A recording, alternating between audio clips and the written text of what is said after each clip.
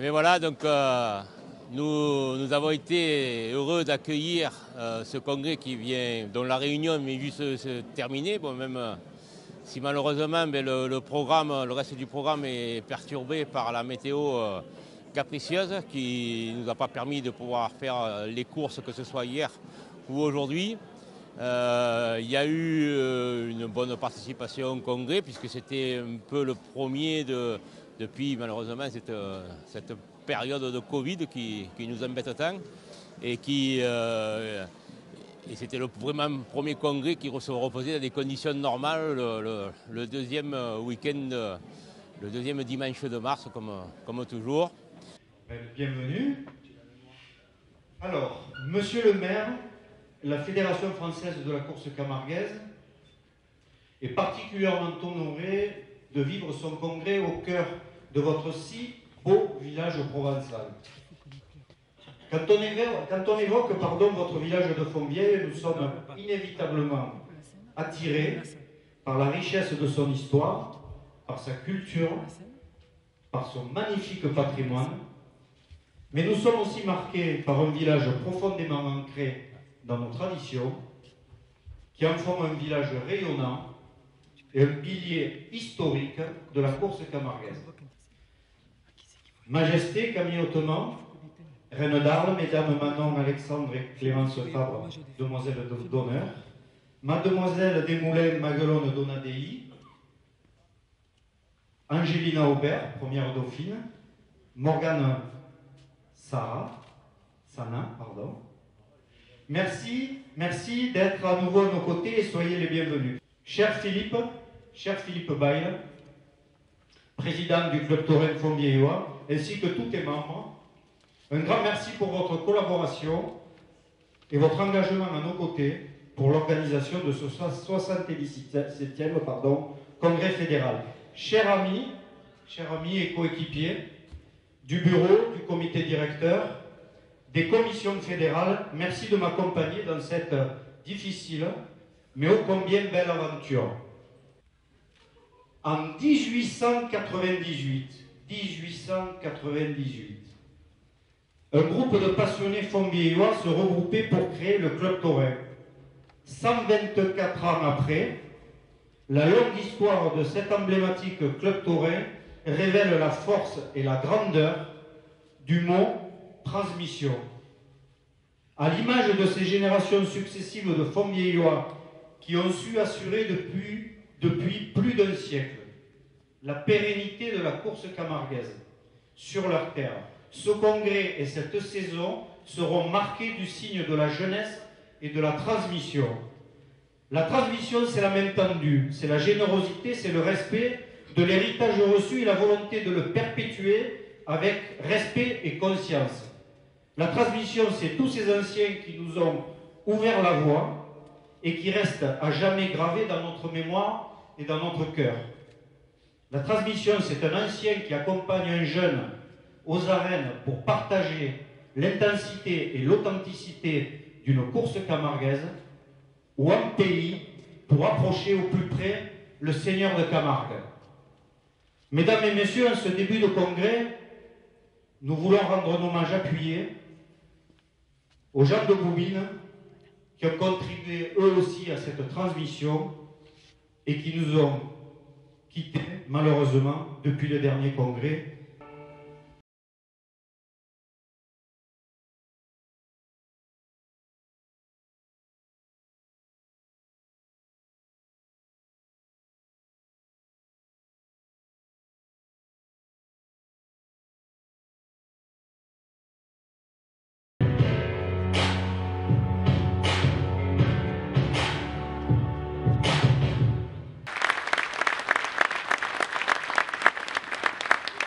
Donc bienvenue, amis du Gard, de l'Hérault, du Vaucluse et bien sûr des Bouches-du-Rhône. Bienvenue à toutes et tous, réunis ici à Fontvieille dans l'amour du taureau, de la course camarguaise et de nos traditions. Vous avez parlé, Monsieur le Président, de transmission. Et oui, c'est bien de cela dont il s'agit. la transmission, car sans elle, quel serait l'avenir de nos traditions, quel serait l'avenir de notre culture? Mesdames, Messieurs, ne vous y trompez pas, votre venue à Fontvieille est un véritable honneur et aussi suis-je fier et heureux, Monsieur le Président, d'ouvrir votre congrès annuel. Voilà, mes chers amis, je vous souhaite un bon congrès et j'espère que vous garderez un bon souvenir de votre passage à Fontvieille. Mais avant d'en terminer, je voudrais rappeler, Monsieur le Président, que vous avez une relation privilégiée avec notre village, puisque vous avez raseté dans nos arènes et même vous y avez remporté en 1987 le crochet d'argent et Charles confirme que c'est exact. Donc, Monsieur le Président, en remerciement de votre action en faveur de la course camarguaise, de nos traditions, de notre culture et pour votre attachement à Fontvieille, j'ai le plaisir de vous remettre la médaille d'honneur de la ville.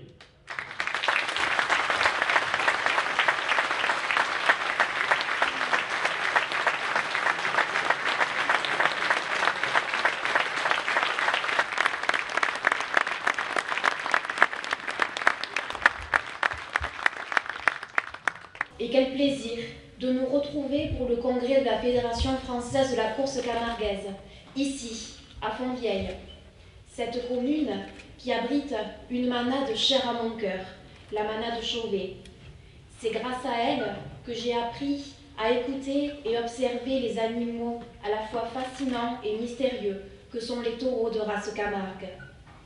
Être immergé dans un tel environnement dès son plus jeune âge est la clé de l'inculcation de valeurs essentielles à la vie, comme le respect. Je tiens d'ailleurs à ce propos saluer et remercier le travail réalisé par M. Nicolas Triol, président de la Fédération française de la course camarguaise, et l'ensemble de l'équipe fédérale pour leur travail axé sur la jeunesse et la transmission. Mesdames et Messieurs, bonjour. Chers licenciés, je vais vous présenter le bilan de l'activité 2021. Ce bilan qui va être soumis à l'approbation et ce vote se fera à main levée. Tout ça se fera à la fin de ma présentation. Donc je vais revenir sur les temps forts de l'année 2021 et sur les marqueurs. Le 14 janvier, couvre-feu à 18 h sur tout le territoire, aucune activité de course camarguaise. 7 mars, report du 76e congrès FFCC à Lunel. 12 mars, rencontre avec Madame la ministre des Sports à Montpellier. 4 avril, 100 ans de la manade Blatchea, course à huis clos, diffusée par Tori TV après accord de la FFCC. 19 mai, lancement officiel enfin de la saison 2021 et du Trophée Taurin. 8 juillet, 76e congrès de la FFCC à Lunel. Au départ, il était programmé 856 courses. Si vous voyez par rapport en 2020, il en était programmé 827. En 2020, la saison a commencé au mois de juillet. Il y a eu 544 courses annulées. En 2021, sur les 856 courses programmées, 267 courses ont été annulées avec la saison qui a commencé au mois de mai. Il s'est tenu...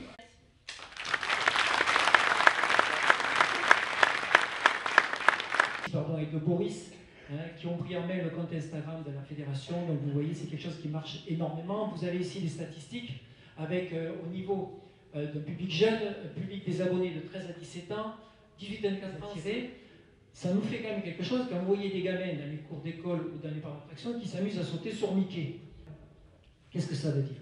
Eh bien, à une époque où nous avons ces problématiques, je dirais, de courant animaliste, etc., il faut vraiment prendre garde à facteurs, etc., qui apparaissent. Donc ça, c'est quelque chose d'important également. Ça lui permet aussi de savoir quelle est la distance géographique. Je suis sensible à cet hommage, mais je voudrais quand même souligner que c'est un travail collectif. La commission Culture, Patrimoine et Tradition a un seul objectif, c'est de servir l'intérêt général. Et donc, il est hors de question qu'on sépare les éléments de cette commission. C'est tous ensemble que nous travaillons pour satisfaire les demandes de la fédération. Bien sûr, à travers toutes les demandes, il y en a très peu en ce moment, mais à travers ces demandes, nous avons quand même le temps de nous faire plaisir, on est rassurés. Mais voilà. Et si vous pouviez faire un tonnerre d'applaudissements, ça serait encore mieux. Bravo les jeunes.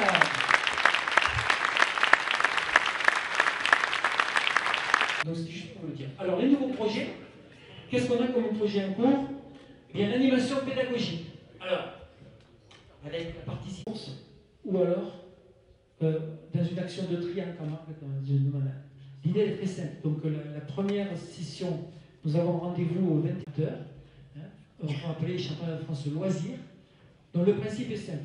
Quand vous avez des jeunes qui se sont inscrits à l'école de réseauteur, qui après pour des questions professionnelles ou parce qu'ils n'ont pas le niveau, ne peuvent pas continuer en ligue, continuer plus loin. Ces jeunes-là, ils ont la fibre de la course camarguaise. Ils ont envie de raseter, etc. Ils ne peuvent plus le faire. Donc l'idée, c'est de leur donner... Merci, c'est approuvé à l'unanimité. En 2021, des aides ont été attribuées aux licenciés.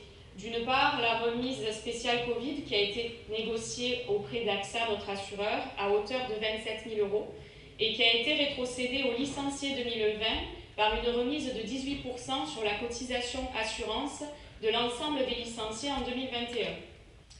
Afin de porter le projet de la carte jeune qui vous a été présenté précédemment par M. Foucaran, la FFCC, avec l'avis favorable de l'avocat fédéral, a décidé de créer, commander et financer tous les carnets de billets carte jeune FFCC pour l'année 2022.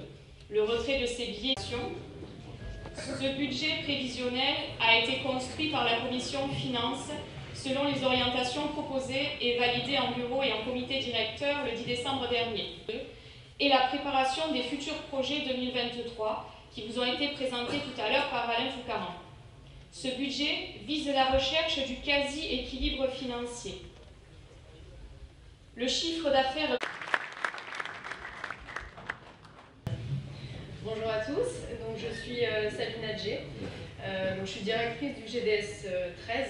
Donc les missions, on a plusieurs missions au niveau du GDS, mais la principale c'est l'accompagnement des éleveurs au niveau des problématiques sanitaires locales. Et donc je vais vous faire un point au niveau sanitaire pour le département du 13. Donc on va commencer tout d'abord par la tuberculose, maladie que vous connaissez je pense maintenant très bien et pour laquelle on approche de l'éradication. Comme vous pouvez le voir depuis les années 2000, il y a énormément d'efforts qui ont été faits par les éleveurs et les vétérinaires pour rentrer les animaux chaque année, pour faire les dépistages et pour assainir. Et tout ça avec l'aide du conseil départemental, mais aussi le soutien des élus locaux. On a eu aussi des aides des régions, que ce soit PACA ou Occitanie, pour arriver à une situation proche de l'éradication que je vous l'indique. Comme vous pouvez le voir, on n'a plus de foyers depuis 2017, ce qui est une très belle preuve de défi relevé au niveau sanitaire, puisque maintenant on peut aller, grâce à ce travail collectif, on peut aller vers un allègement avec une prophylaxie qui maintenant se fait tous les 3 ans. Alors, au niveau de la filière bovine, malheureusement, on va être encore soumis à des fortes contraintes au niveau sanitaire. Parce que vous en avez peut-être entendu parler, mais il y a la loi de santé animale qui est sortie au niveau européen l'an dernier et qui engendre des conséquences sur l'ensemble de la gestion des maladies et d'autres maladies qui vont être soumises à éradication qui ne l'étaient pas jusqu'à présent et qui étaient soumises juste à surveillance. Donc là, on en entend parler depuis maintenant très longtemps au niveau de l'IBR. Et malheureusement, le coup près est tombé puisqu'en 2027, ils veulent l'éradication au niveau de la France pour qu'elle obtienne le statut officiellement indemne de cette maladie. Donc très sincèrement, ça va être effectivement un gros défi encore pour la filière. Et il faut rester soudé à ce niveau-là, que ce soit au niveau des fédérations, avec les associations effectivement comme nous, associations professionnelles, et qu'on soit soutenu effectivement par les élus locaux. Lecture. Donc on les avait fait adapter au niveau intervention sanitaire, donc juste n'hésitez pas à nous contacter si vous voulez les utiliser puisqu'on vous les met à disposition gratuitement. Merci Madame G. Merci. Merci beaucoup. Alors, on va passer maintenant justement à cette jeune génération qui porte nos valeurs. Et quand ils sont en piste, il faut qu'ils comprennent qu'ils portent autre chose qu'une dimension sportive. Ils portent également un engagement, une intensité, une authenticité, un sens. Être en Camargue, être raseteur, ça a du sens. Aujourd'hui, nous sommes extrêmement menacés dans cette tradition-là. Il faut que vous compreniez que ce n'est pas simplement courir devant un taureau, mais que ça va au-delà. Et c'est en ce sens que nous voulons vous mettre à l'honneur aujourd'hui. Et donc, je demande à l'ensemble des stagiaires du Pôle Ligue 2022, accompagné de M. Cyril Garcia.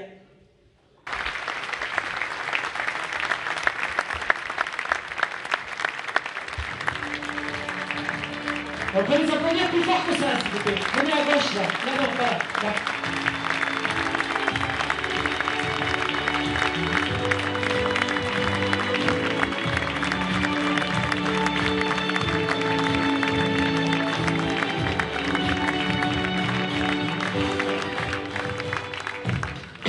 Là, j'en profite d'avoir le micro pour déjà tirer mon chapeau à tous ces jeunes, parce que si eux qui sont l'avenir de la course camarguaise et qui sont là pour aussi former les taureaux, les futurs grands taureaux, on espère du moins. Et rappeler que les ligues, c'est une étape. C'est pas un spectacle comme un autre, c'est pas une course comme une autre, c'est encore un endroit où on est en apprentissage, donc par moment il faut être assez indulgent et patient surtout. Je sais qu'on est une société où il faut tout vite et rapidement, sauf qu'avec les taureaux on peut pas, et dans l'apprentissage c'est la même chose. Donc voilà. Et si vous pouviez faire un tonnerre d'applaudissements, ça serait encore mieux. Bravo les jeunes.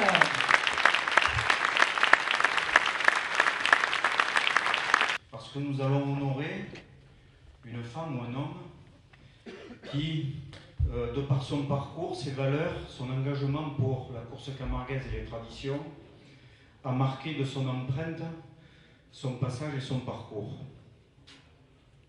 Celui que nous allons honorer aujourd'hui est né en 1930. L'année où Julien Rey, le fameux rasetteur beauquairois, gagnait sa première cocarde d'or, 2 ans après la première édition qui voyait le rasetteur Granito l'emporter. À cette époque, le sanglier de Fernand Granon venait d'achever sa sublime carrière et le club taurin Fontvieillois, créé en 1898, sous la présidence de M. Auvergne, avait déjà 32 ans d'existence. Sur les bancs de l'école, tu rencontres un certain Manolo Falomir, qui devient ton copain de classe et par la suite ton ami et un des grands rasetteurs de son époque. Très rapidement, tu attrapes la fée des lions et elle ne te quittera plus. La légende dit que c'est toi qui as mené Manolo aux premières courses en moto avec sa valise accrochée sur le porte-bagages. En 1953, tu épouses Simone pour une vie très remplie. Jeune adulte, tu te lis d'amitié à la famille Ribot et tu participes à la création de la manade en 1959. Une amitié durable avec le regretté Georges, qui t'offrira la tête naturalisée de son célèbre cocardier, ton cocardier, Charlot. Tu seras d'ailleurs en 1971 pour le 26e congrès de la course libre à Fontvieille, à cheval, à ses côtés, avec les gardiens de la manade Ribot. Tu entres officiellement dans la commission du club taurin Fontvieillois en mars 1972, lors de l'Assemblée générale. En 1975, c'est la création du trophée de l'Afficio, dans lequel tu prends ta place en tant qu'accesseur pour une belle aventure qui durera une dizaine d'années. En 1975, c'est aussi la création officielle de la toute nouvelle Fédération française de la course camarguaise, au sein de laquelle tu collaboreras de très nombreuses années, 25 ans, et tu croiseras la destinée de cette fédération sous la présidence de 5 personnes, Monsieur Lacroix, Monsieur Sarguet, Monsieur Vigne, Monsieur Itier, et j'ai oublié le 5e, excusez-moi, et Bernard Fesquet. En 1976, lors d'une réunion du club taurin Fontvieillois, l'emblématique Marcel Honorat annonce qu'il ne souhaite plus faire le micro aux arènes et te propose de le remplacer. Tu acceptes pour essayer en présidant ta première course le 1er mai 1976 pour la Royale de Ribot et ta dernière en 1998 pour la finale du crochet d'argent du centenaire avant de passer le micro à notre cher Philippe Baille. En 1984, tu remplaces Marcel Honorat dans la commission des clubs taurins de France et en 1985, suite à son décès, tu assures l'intérim jusqu'à l'Assemblée générale suivante. En 1986, lors de l'Assemblée générale, tu es élu président du club taurin Fontvieillois pour un mandat qui durera 13 ans, avant de t'en confier les destinées, les destinées en 1999 à Philippe Baille. En 2003, tu intègres la commission du Trophée Taurin, que tu quitteras en 2014 après 11 ans de participation, et la direction des journaux Midi Libre La Provence te mettront à l'honneur le jour de la finale à Marle. Tu fus également, pendant de longues années, un des membres du jury aux courses des Tau au Sainte-Marie-de-la-Mer. Aujourd'hui, tu demeures l'emblématique président d'honneur du club taurin Fontvieillois. Mes amis, le moment est donc venu pour nous d'honorer l'homme et le parcours de cet immense serviteur de la course camarguaise et des traditions. Moïse Charles, au nom de tous les licenciés de la Fédération française de la course camarguaise, au nom du peuple de Bouvines, je t'invite à venir nous rejoindre sur scène pour recevoir ton diplôme d'honneur de la Fédération, ô combien mérité.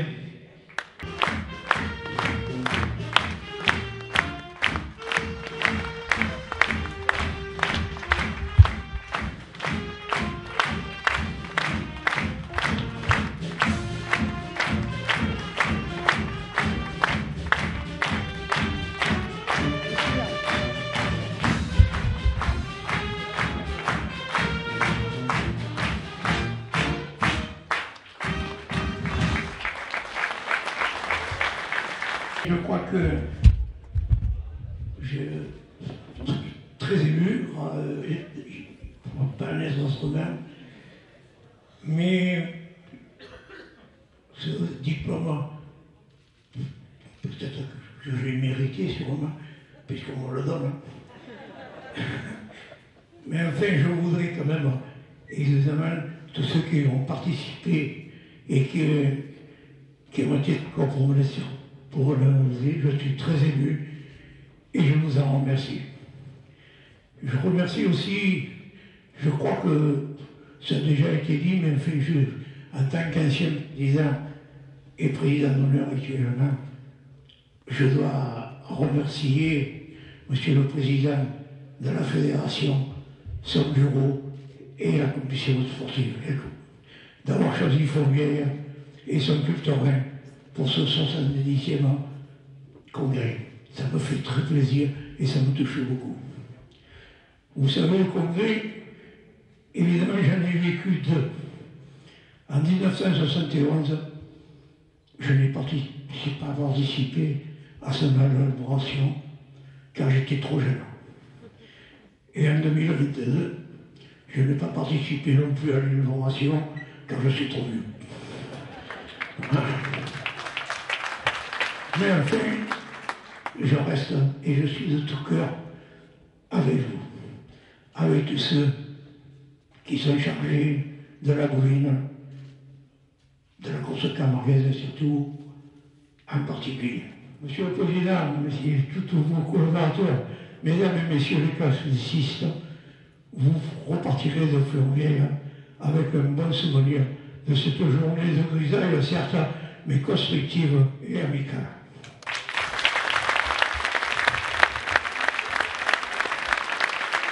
Tonton Charlot, un homme de la terre, un homme d'affaires, homme de Bouvines. Il est un arrière-grand-père, grand-père, père, mari, frère et tonton aimant. Présent pour tous les membres de sa famille, il est le respectable patriarche des Aubert. On l'a même sollicité pour être maire.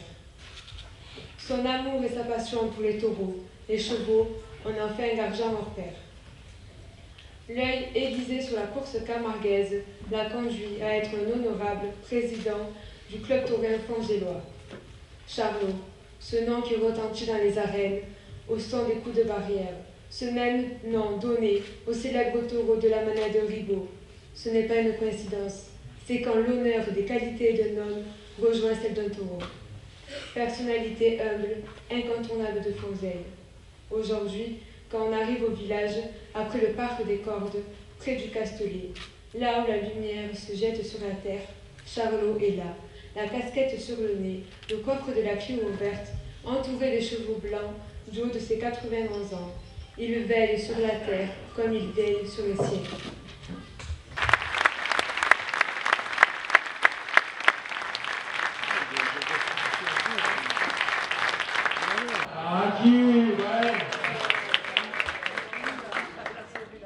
Chers et chers licenciés, mesdames et messieurs, notre Assemblée générale touche à sa fin et je vais profiter de ce dernier moment privilégié en votre compagnie pour vous adresser le message fédéral de ce congrès. Tout d'abord, je souhaite adresser un message de remerciement à tous les licenciés de la Fédération, à toutes les collectivités et organisations du territoire, à nos partenaires, aux aficionats, qui ensemble ont fait bloc durant ces 2 dernières saisons particulièrement difficiles et éprouvantes.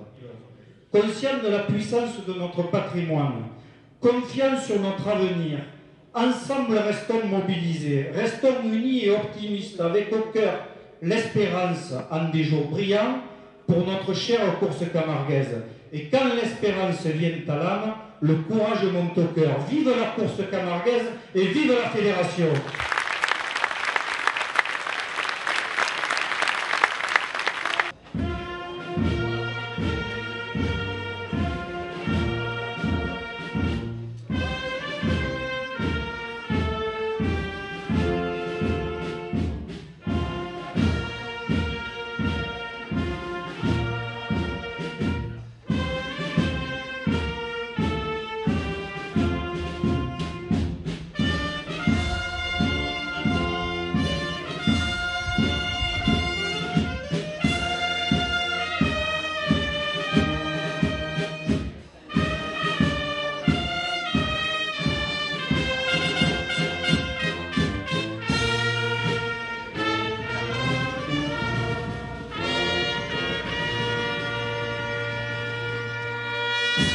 Écoutez, un président, oui, satisfait, un peu déçu que la course de cet après-midi ne puisse avoir lieu.